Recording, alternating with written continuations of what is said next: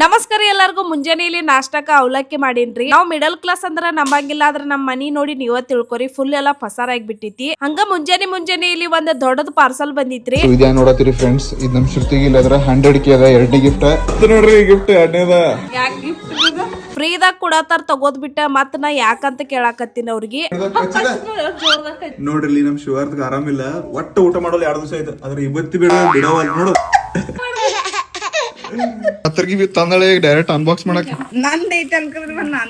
ಏನೈತಿದ್ರ ಗೊತ್ತೈತಿ.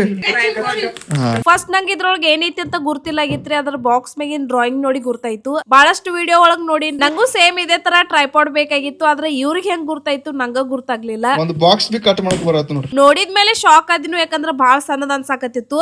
ಇದೇ ನೋಡತ್ತೀರಿ, ಇದು ಮೇನ್ ಸ್ಟ್ಯಾಂಡ್.